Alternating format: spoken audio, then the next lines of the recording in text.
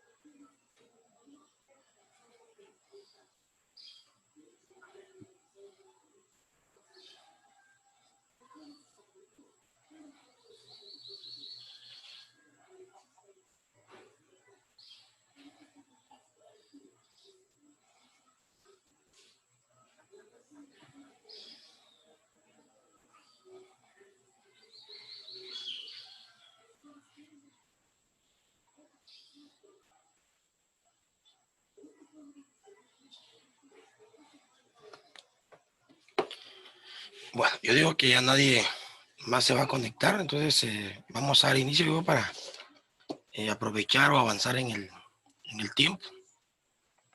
Entonces, pues sean bienvenidos todos. Buen día, pues el día de hoy pues vamos a seguir hablando de la cocina latinoamericana, una cocina pues que es, yo me atrevería a decir que es enorme, es totalmente enorme, que hay mucho que indagar acerca de ella, pero el día de hoy pues vamos a seguir hablando y nos vamos a trasladar a México. Podríamos decir alguna de las cocinas más coloridas que existen a nivel Latinoamérica, por una variedad extensa que tienen de ingredientes, chiles, tienen microclimas, que también esos microclimas contribuyen a la producción de ciertos ingredientes que pueden tener ellos durante todo el año. Por ejemplo, uno de los ingredientes que ellos tienen todo el año por los microclimas que tienen, pues es el famoso aguacate, que no puede faltar en el plato más emblemático de México, que son los tacos. Entonces, ese producto siempre está presente en la gastronomía mexicana. ¿Y cómo es posible si no toda la época? Claro que sí. Tienen la bendición y la característica geográfica que hay microclimas y entonces en distintas épocas del año pues da en distintas regiones de México. Entonces, algo bien interesante de esta parte de la cultura mexicana, hablando geográficamente y gastronómicamente. que es lo que nos interesa, por supuesto. Entonces vamos a empezar a hablar de la cocina mexicana. Entonces vamos a refrescar un poco el objetivo. Pues dice que el objetivo del día de hoy que es que el participante, o sea, ustedes conozcan las regiones, sus platillos de la cocina mexicana. Me refiero a regiones, pero más que todo a destinos gastronómicos. Pues México tiene una característica bien interesante que tiene ciertos destinos gastronómicos que son las rutas gastronómicas que ellos le dicen mexicanas. Entonces, más que todo eso es lo que vamos a conocer el día de hoy y, por supuesto, mencionar algunos platillos que son importantes dentro de la gastronomía mexicana. Pero más que en platillos, hoy nos vamos a enfocar en los destinos gastronómicos que tiene México, que es interesante y a mí me pareció pues que era totalmente bueno hablar acerca de ellos. Entonces el día de hoy vamos a hablar acerca de ellos y por supuesto el aporte que ha tenido México como cultura gastronómica. Como cultura gastronómica. Entonces de eso vamos a hablar el día de hoy. ¿Qué es la cocina mexicana? Dice que la base de la gastronomía mexicana inicia en la época prehispánica con el cultivo del maíz y el desarrollo de alimentos que tenían como base este ingrediente. Entonces dice que pues, la cultura mexicana nace con este cultivo tan exquisito que es el maíz. De ahí nace la cultura mexicana. Dice, por supuesto, que platillos.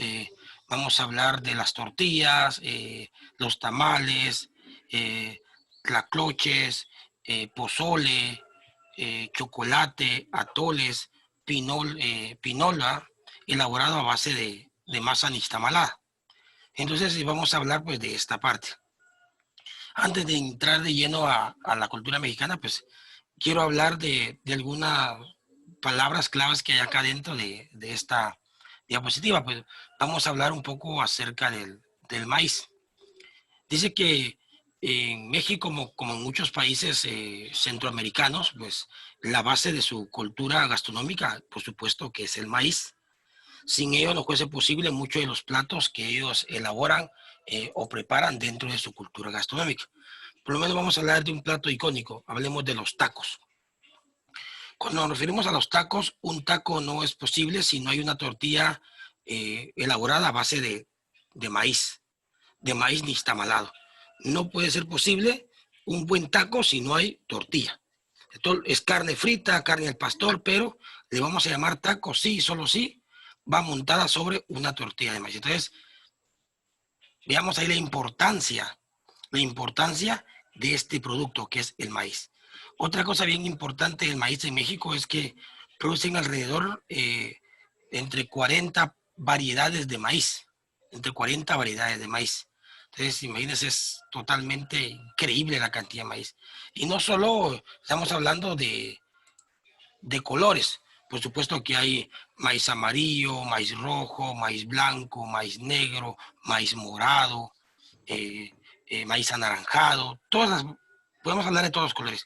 Pero estamos hablando también de que al cultivarse estas variedades de maíz en distintas regiones de México, porque cada región pues está a ciertas alturas, hablemos de alturas sobre el nivel del mar, que hay alturas en la superficie del mar y hasta los 400 y 500 metros sobre el mar. Entonces, estamos hablando de que en cada región, según el tipo de suelo, según el tipo de aire, todo, el maíz cambia de sabor. Es increíble. Entonces, este cultivo pues cambia totalmente de sabor.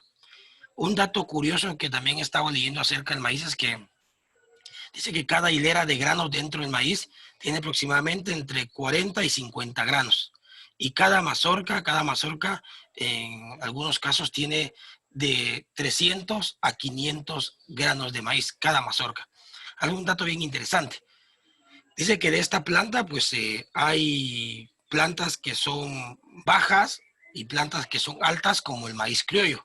Entonces dice que algo bien interesante también del maíz mexicano es que la mayoría de semillas, digo la mayoría porque algunos pues no, son 100% de origen natural, o sea, no están modificadas químicamente. en un laboratorio genéticamente para poder mejorar su semilla, no.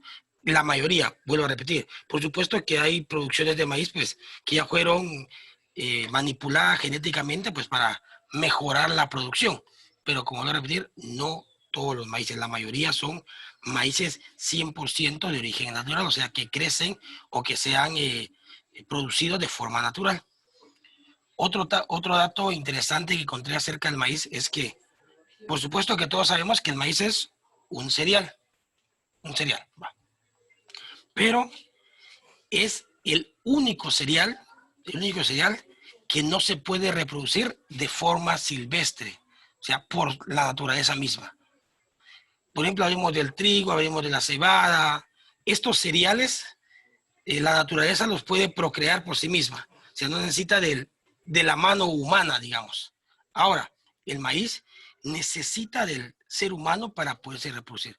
Necesita que se siembre, necesita que se limpie, necesita que se abone, etc.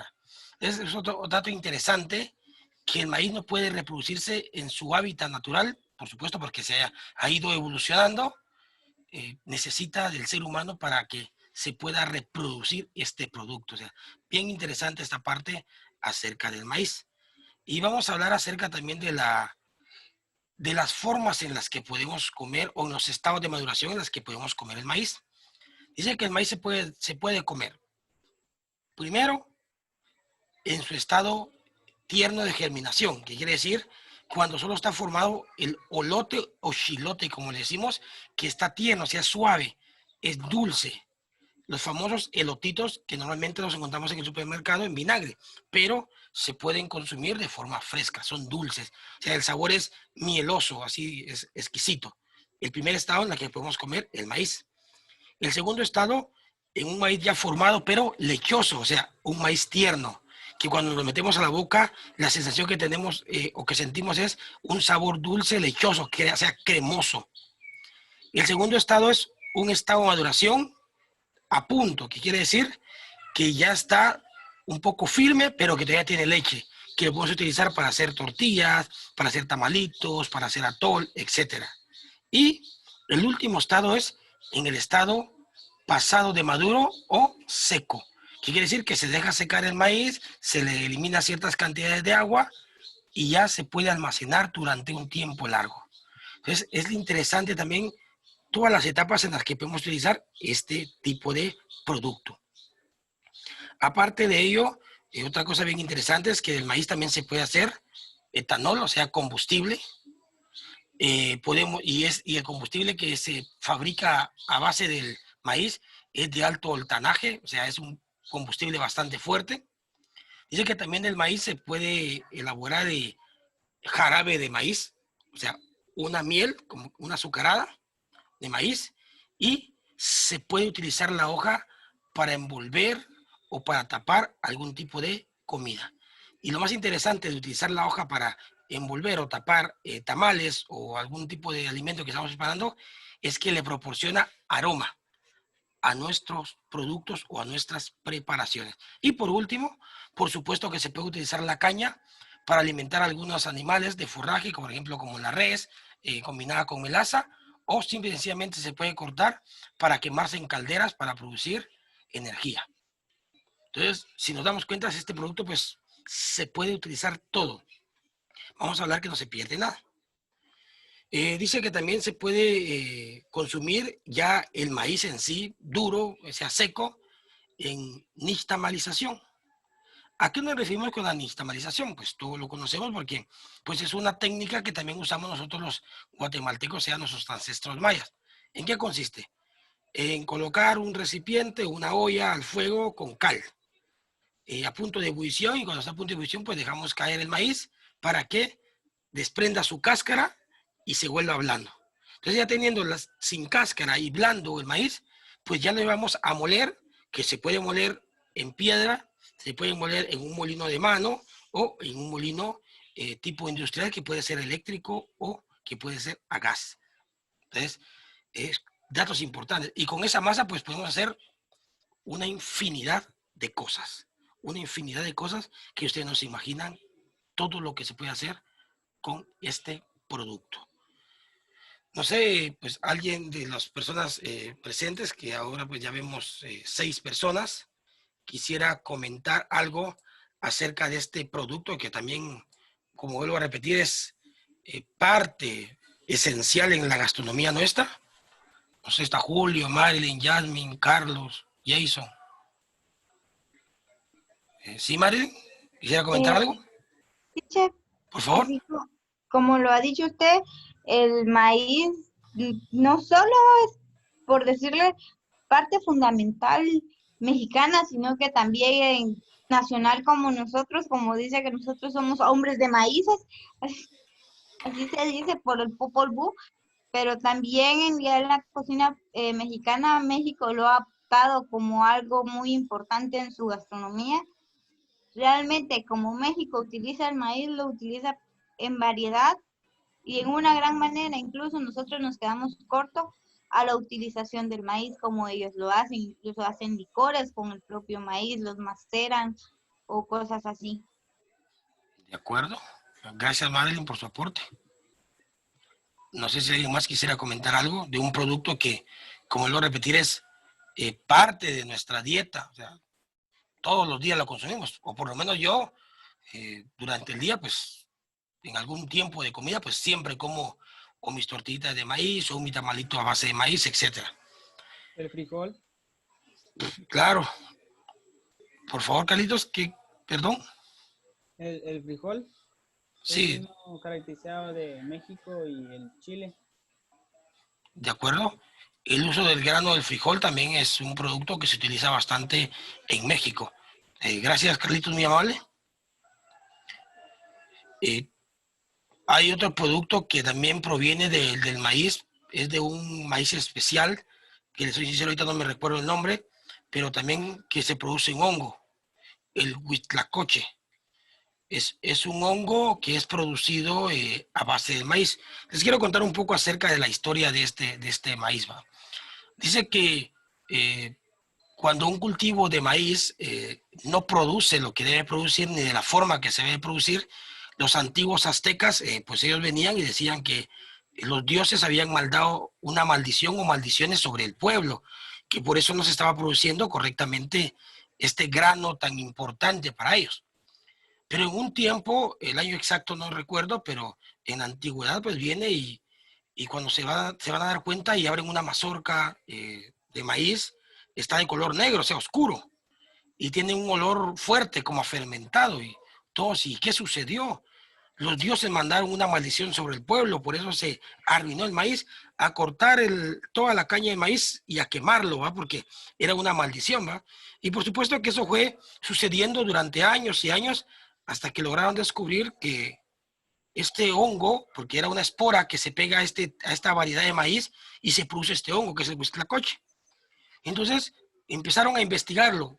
Vinieron gente extranjera y empezó a ver cómo era la producción de este tipo de seta, porque es una seta que se produce en la mazorca del maíz. Y lograron encontrar propiedades beneficiosas para el cuerpo. Supuestamente al comer y al consumir este producto nos ayuda a eliminar ciertas bacterias o parásitos de nuestro estómago, contribuye supuestamente a darnos vitalidad, también a muchas personas en el estado de gestación o en el estado de cuando están dando de mamar, le dan de tomar este té porque también dice que les da vitalidad y energía para poder alimentar correctamente a su hijo. Entonces, lo fueron incorporando en la cocina mexicana. Entonces lo fueron incorporando, incorporando y cuando se dieron cuenta, pues era un producto que ya formaba parte de la cocina mexicana. Y lo empezaron a utilizar para hacer tacos mexicanos, para rellenar tal vez una cochinita pibil, lo usaron para hacer algún tipo de chile relleno. Entonces ya empezaron a darle otro uso a este tipo de seta, o sea, a este hongo. Pero no es posible reproducirse en todos los maíces, sino que hay una variedad de maíz especial, pero ahorita no me recuerdo el nombre, les soy sincero, pero otro dato bien interesante del maíz en la cultura mexicana. Entonces, ya transformaron este producto y lo convirtieron en una seta. Y esta seta, pues, hoy en día es utilizada en los mejores restaurantes de México. Y acuérdense que México tiene restaurantes que están entre el top de los 25 y 40 mejores. Hay dos top, el top de los 25 y 40. Y México tiene restaurantes que están dentro de ese top, entre los mejores 40 del mundo y entre los mejores 25 restaurantes del mundo. Entonces, en estos restaurantes incluso encargan la producción de esta seta para irlas utilizando. Antiguamente, pues, era reconocido como un producto exótico, o sea, algo distinto, algo que la cultura mexicana no comía siempre, pero hoy en día no más. Se convirtió en un producto más de la gastronomía mexicana. Entonces, son cosas interesantes que he estado leyendo e indagando acerca de la cultura mexicana como gastronomía. Y pues a mí me ha parecido pero súper interesante. Súper interesante. ¿Alguien más quisiera comentar algo, agregar algo antes de continuar con el tema? ¿Nadie? De acuerdo. Entonces, pues acá está una imagen de los tipos de maíz que podemos encontrar en México y por supuesto las tortillas de qué color van saliendo dependiendo del tipo de maíz que molemos. Sencillo. Pues esto todos lo conocemos, todos comemos tortitas de maíz todos los días, en teoría. Pues si nos damos cuenta, pues cada maíz tiene diferente sabor. El maíz blanco no sabe igual al negro ni igual al amarillo, que son las tres variedades más comunes. Ninguna de las tres sabe igual en aroma y en sabor, en ninguna. Es totalmente distinto, es increíble cómo cambia entre un grano y el otro, siendo de la misma especie, pero por supuesto que de una variedad distinta. Entonces aquí tenemos pues las mazorcas de maíz. ¿Alguien quisiera agregar algo? No, de acuerdo. Bueno, pues vamos a hablar de un punto bien importante que se llaman rutas gastronómicas de México. Por supuesto que estas rutas gastronómicas se han ido marcando geográficamente en relación a cómo ha ido creciendo la gastronomía mexicana. Quiero hablar, antes de empezar a hablar de las rutas gastronómicas, quiero hablar de algo bien interesante también que he estado encontrando en la gastronomía mexicana. Pues México tiene una asociación de cocineros, o sea, de chef. Y cuando me refiero a cocineros y chef, me refiero a gente que cocina y no necesariamente debe tener un título. O sea, que donde diga que yo soy chef, yo soy cocinero, no. Gente que cocina y que ama la gastronomía mexicana. Y esa asociación se llama Embajadores de México. Por supuesto que embajadores de la gastronomía mexicana. Y el objetivo principal de esta gente, de estos cocineros, es impulsar la gastronomía mexicana dentro del país y fuera de sus fronteras. O sea, fuera de sus fronteras. Ese es el objetivo principal de este grupo de personas que son cocineros que se han tomado la tarea de poder impulsar, de mantener viva la cocina mexicana, tal y como es. Entonces, me pareció interesante esta parte. Entonces, México tiene este tipo de organizaciones. Me parece interesante porque en muchas culturas gastronómicas que yo he ido indagando, leyendo y todo, es una de las pocas cocinas que tiene este tipo de organizaciones que se encargan de ir difundiendo la cocina mexicana dentro y fuera de sus fronteras. Por supuesto que hay Enrique Olveira, que es uno de los máximos exponentes de la cocina mexicana. Digo uno porque hay muchos, por supuesto, pero voy a mencionar él incluso se ha encargado de ir a difundir la cocina mexicana por todo el mundo. Incluso en el último, podríamos decir, actividad buena que estuvo, pues fue en todo el mundo a la mesa, que se celebró si no estoy mal, fue en Francia. Entonces se trataba de que llegaban chefs de todo el planeta y pues llegaban a la gente que estaba concursando a decirles que prepararan un plato icónico de su país. Y él representó a México en esa competencia. Entonces, vuelvo a repetir, me parece interesante porque pues México se ha ido organizando y así por eso ha ido creciendo de tal manera cultural y gastronómicamente. Por supuesto que, ¿por qué les dejo esta inquietud? Porque pues ustedes son cocineros, conocen a gente cocinera, yo soy cocinero y pues de repente en un futuro no muy lejano, pues pudiésemos impulsar proyectos de este tipo para que también en Guatemala podamos difundir la gastronomía guatemalteca como lo han hecho los mexicanos dentro y fuera de su país. No sé si alguien quisiera comentar algo acerca de este dato curioso que les acabo de mencionar antes de continuar con el tema de las personas que estamos presentes. ¿Cuántos son los que conforman esa asociación, chef? ¿O no tienen un número específico? Fíjese que no son como que una cantidad específica de personas, sino que realmente son grupos de personas en distintos puntos de México. O sea, son restauranteros, son señoras que cocinan comida popular mexicana, son chefs famosos, o sea, hay de todo. Los taqueros, por ejemplo, el famoso taco de México que es al pastor, ¿vale? Que el icónico taco al pastor. Entonces, no es un grupo específico de personas, como vuelvo a repetir, que tenga un título, no. Es la gente que quiera o que se quiera encargar de difundir su cocina mexicana y que siga viva. Ese es el objetivo real de este tipo de organizaciones en México. Así es, Mari. Ya, chef. Gracias. No, a usted, gracias, muy amable. ¿Alguien más? ¿Nadie? Bueno, entonces vamos a continuar con el tema. Entonces vamos a hablar de la primera ruta gastronómica mexicana. Los fogones entre viñas y aromas del mar. Baja California Sur. Por supuesto que es la parte más del norte de México, que está pegada con la frontera de Estados Unidos. Entonces, ¿a qué se refiere con esto?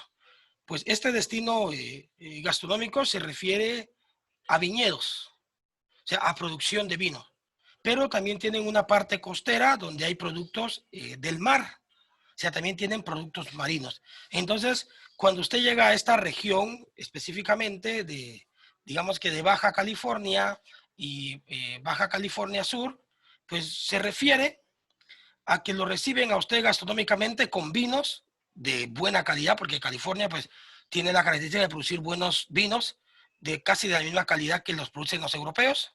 Por supuesto que tienen de todo, vinos de baja, de media y de alta calidad, pero acompañado siempre con un toque marino. El maridaje normalmente para los vinos o la comida pues es de tipo mar. O sea, por eso se llama aromas del mar. Entonces, eso se refiere cuando se refiere a esta ruta gastronómica. Por supuesto que todas estas rutas gastronómicas están marcadas en el mapa turístico de México. Entonces, a eso se refiere con este tipo de ruta entre viñas y aromas del mar, que está conformado por Baja California y Baja California Sur. A eso se refiere con este tipo de ruta gastronómica. Tenemos la segunda ruta gastronómica, que es el sabor de hoy, la Ciudad de México. Como es la parte, la capital, o sea, el DF, el Distrito Federal, es como que es la comida que va a la vanguardia. Una comida con técnicas más modernas, productos un poco extranjeros, pero con técnicas netamente mexicanas. Hay comida moderna. Aquí se refiere a la comida moderna, a la innovación de día con día en esta ciudad, en la Ciudad de México, por supuesto, en la capital, es donde sirven esta comida. Entonces, esta es otra ruta. Entonces, es la ruta El Sabor de Hoy. Si usted como extranjero va a México, pues cuando usted llega, pues le van a mencionar si usted quiere ir a conocer la ruta gastronómica mexicana. Entonces, a eso se refiere con El Sabor de Hoy, que está en el centro, que lo conforma el centro, o sea, el DF, la capital, y es la cocina moderna. Es la cocina que va a la vanguardia de las gastronomías en el mundo. Por supuesto, sin dejar a un lado o sin perder la esencia de la comida mexicana. Cocina de dos mundos. Esta cocina de dos mundos, pues, quiere decir que es la mezcla ¿de qué? De dos culturas. de dos culturas. De dos culturas, que es una cultura, digamos que netamente la cultura azteca, o sea, como que es una cultura más indígena, con una cultura extranjera, como es la parte de la cultura española. Es como una cultura más o menos mestiza. Es una mezcla de las dos y es otra ruta gastronómica. Eh, Podríamos decir que es una de las culturas gastronómicas, hablando en México, que contribuye a ir conociendo las influencias gastronómicas que han tenido otros países dentro de su cultura gastronómica como tal. Entonces es interesante también, es interesante. No sé si alguien quisiera comentar algo. ¿No? Con gusto lo escuchamos. ¿No? De acuerdo. Entonces, ¿qué lugar? Chihuahua, pues es el lugar que viene y proporciona esta ruta gastronómica, que es la cocina de dos mundos. Está también la ruta del cacao, que está conformada por Chiapas y Tabasco. Por supuesto que es una zona donde se produce este cultivo. Hablemos del cacao, que con el cacao pues se puede elaborar el producto por excelencia, que es el chocolate. Entonces de aquí viene y se produce este tipo de producto en esta ruta gastronómica. Entonces van, le enseñan el tipo de cultivo que tienen o la variedad de cultivos que tienen, cómo se, a qué punto de maduración llega el cacao, cómo se seca, luego cómo se muele y cómo se fabrica chocolate de primera, de segunda y de tercera calidad. Y de todas las calidades que pues se pueden producir dentro de este lugar. Aparte de ello, pues hay específicamente como cafés o restaurantes que tienen como base el uso del cacao, que es algo bien interesante en esta ruta gastronómica. Entonces, no sé, vuelvo a repetir, tal vez alguien quisiera comentar algo, agregar algo acerca de las rutas que he estado hablando gastronómicamente.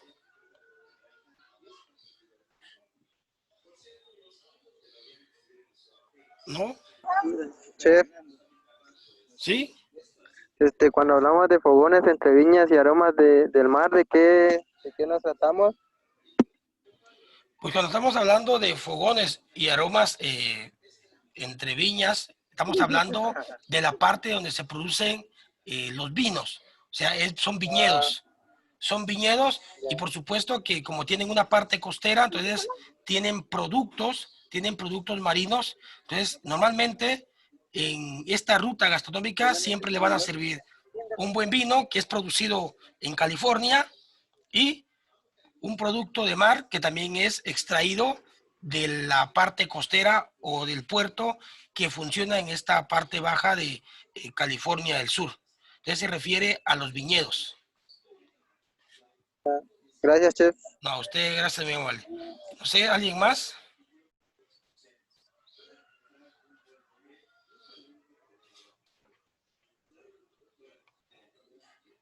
Pues sí, les escucho.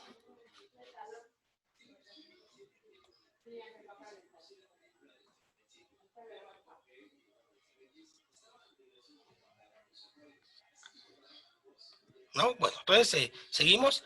Vamos a hablar acerca de otro pueblo que es Oaxaca. Pues los 1000 sabores del mole.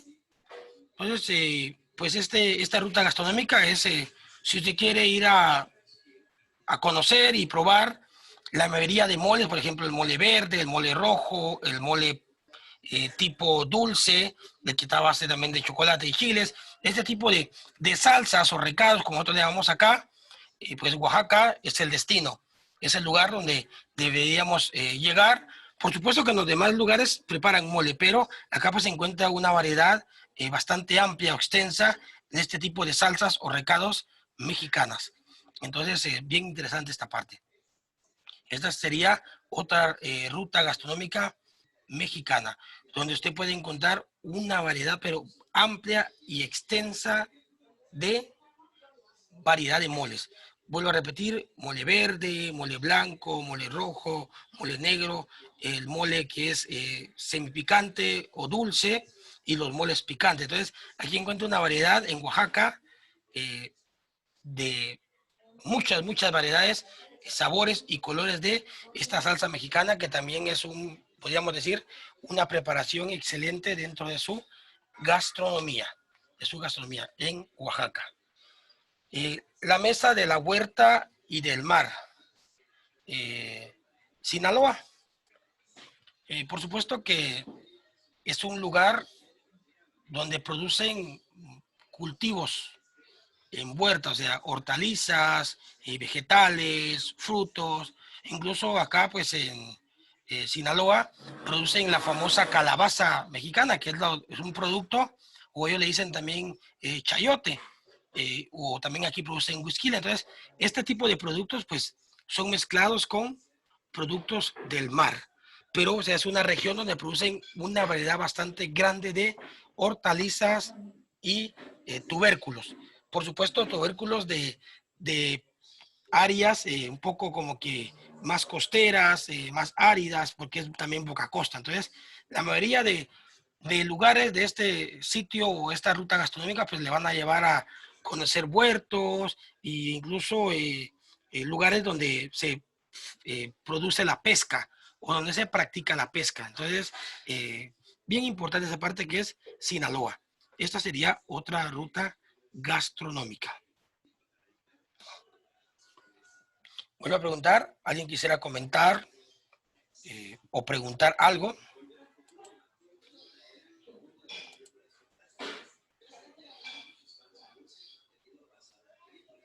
No, de acuerdo.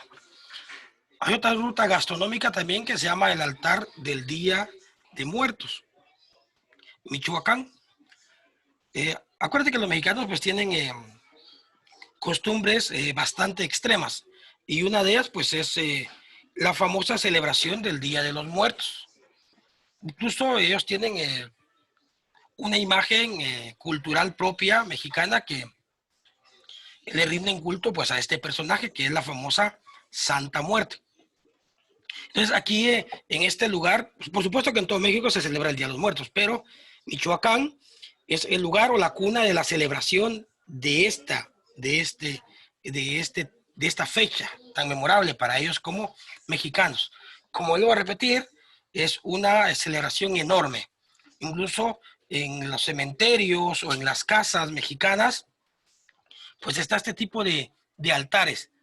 Entonces, hay ciertos productos que se elaboran para el Día de los Muertos. Entonces, en este lugar o en esta ruta gastronómica que es Michoacán, sería la ruta, si usted quisiera conocer más acerca de esta celebración que es enorme en México, que es acerca del Día de los Muertos. Entonces, es el altar del Día de Muertos, que es Michoacán.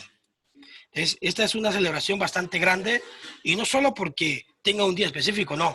Es porque durante todo el año le rinden culto a este personaje y culto a través de ofrendas de comida, de preparaciones especiales, de rituales, etc. Entonces, si quisiera conocer algo acerca de la cultura gastronómica, y no solo gastronómica, sino que también cultural de ellos, pues este sería un buen lugar para ir a visitar, que sería Michoacán. Entonces, es bien interesante esta parte. Vuelvo a repetir, ¿alguien más quisiera agregar algo? Se dice, yo escuché un poco de esta ruta, se dice que ellos para las celebraciones, que es el Día del Muerto, de los Muertos, inician como por el 30 a hacer las preparaciones en los cementerios, porque la fiesta ya no es en los hogares, sino específicamente en los cementerios, y se destaca porque tienen mucho sabor a cortes de carne, cocinan demasiado carne regional por esa época. De acuerdo. Gracias, Marilyn, por su aporte. ¿Alguien más? Bueno, tenemos otra ruta que todas son interesantes, pero esta para mí es bien interesante, que es la ruta de los mercados, que está situada en Morelos y Guerrero. Entonces, dice que en estos dos lugares, en estos dos pueblos, en estas dos ciudades, que es Morelos y que es Guerrero, se concentra la mayor cantidad de productos que llegan a México. O sea, es como que el centro de acople y estos dos lugares se encargan de distribuirlos al resto de los lugares mexicanos. Entonces es bien interesante. ¿Por qué? Pues porque dice que aquí en estos dos lugares existen los mercados más grandes de cítricos.